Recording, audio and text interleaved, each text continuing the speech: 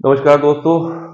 इस वीडियो में हम जानने की कोशिश करेंगे कि जब हम लोग 31 मार्च 2023 को अपना आईटीआर, जब हमारा फाइनेंशियल ईयर क्लोज हो जाएगा और हम अपना आईटीआर फाइल कर रहे होंगे, तो उस समय जो हमारी टोटल इनकम होगी उसमें से कौन कौन सी ऐसी इनकम या फिर कौन कौन सी ऐसी हम आज ही ऐसी सेविंग कर सकते हैं जिसके बाद हम जब आईटीआर फाइल करेंगे तो उसमें हमको कुछ टैक्स का बेनिफिट मिल सकता है।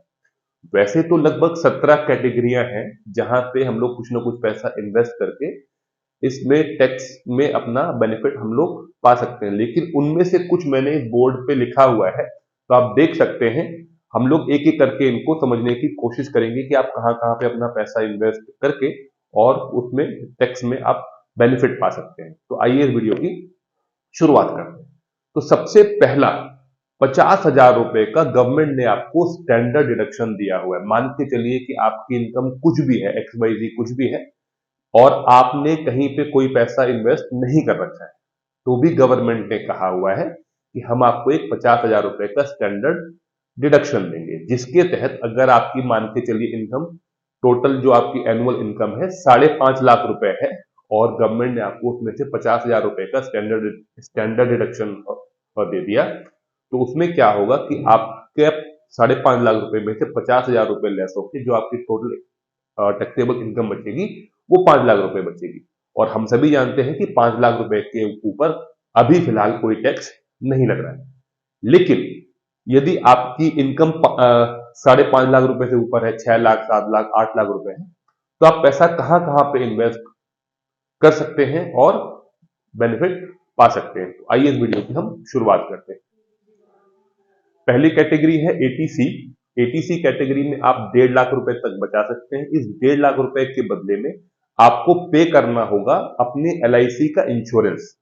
एलआईसी का इंश्योरेंस पे कर सकते हैं, या जो आपकी कंपनी पीएफ काटती है, या फिर आप कुछ पैसा पीपीएफ अकाउंट में या नेशनल सेविंग स्कीम में, या कोई भी ऐसी कैटेगरी जिसमें आपका पैसा सेव होता हो फॉर फ्यूचर, वो आपका टोटल 1.5 लाख रुपए में ही कंसिडर होगा। आप 1.5 लाख रुपए तक अपना पैसा इन्वेस्ट कर सकते हैं। दूसरी कैटेगरी आती है एटीडी। एटीडी एक्चुअली में होता है आप अपने लिए और अपने परिवार के लिए, अपने पेरेंट्स के लिए हेल्थ इंश्योरेंस परचेज कर सकते हैं। आप इसमें देखेंगे मैंने दो फिगर लिखा हुआ है, 25,000, 25,000। इसका मतलब ये हुआ कि आप मैक्सिमम मैक्सिमम 50,000 रुपए तक सेव कर सकते हैं। लेकिन इसमें दो कैटेगरी है। पहली कैटेगरी है कि आप अपनी और अपने डिपेंडेंट, अपनी फैमिली, फॉर एग्जाम्पल आप, आपकी वाइफ और दो डिपेंडेंट्स, इनके लिए अगर कोई हेल्थ इंश्योरेंस आप बाई करते हैं तो उसका मैक्सिमम प्रीमियम 25,000 रुपए तक आप सेव कर सकते हैं। फॉर एग्जाम्पल आपने 30,000 रुपए की कोई पॉलिसी परचेज की, लेकिन टैक्स में आपका 25,000 रुपए ही कंसिडर होगा। ये जो दूसरा 25,000 रुपए है, ये दूसरा 25,000 रुपए है कि अगर आपने अपने पेरेंट्स के लिए कोई पॉलिसी परचेज कर रखी है।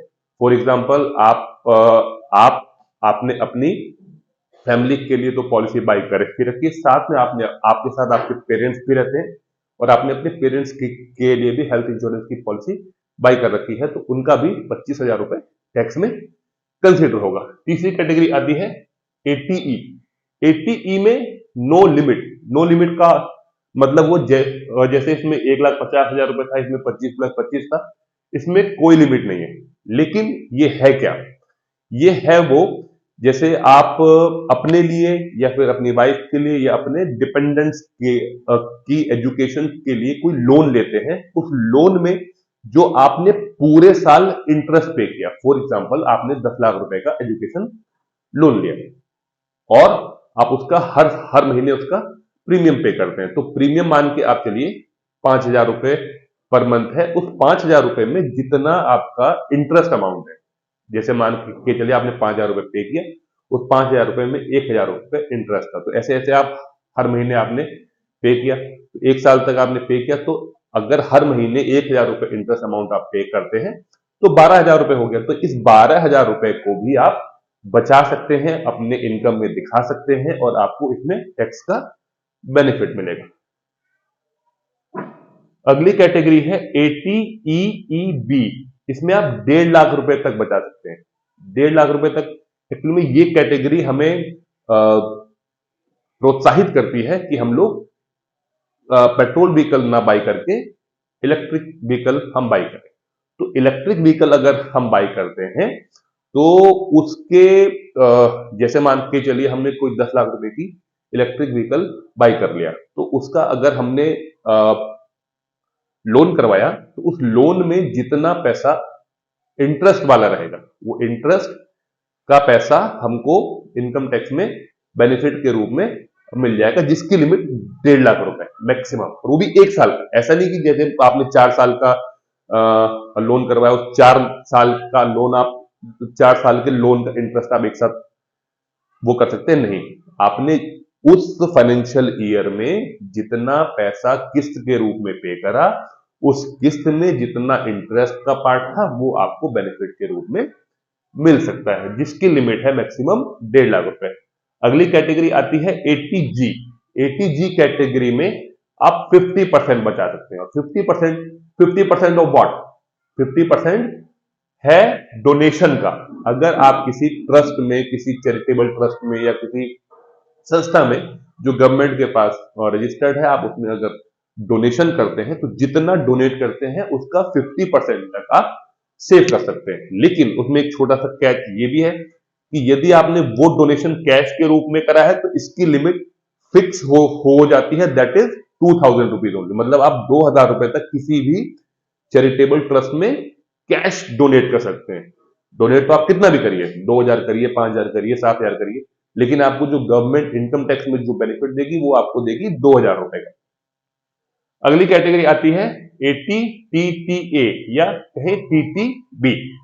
इसमें क्या है?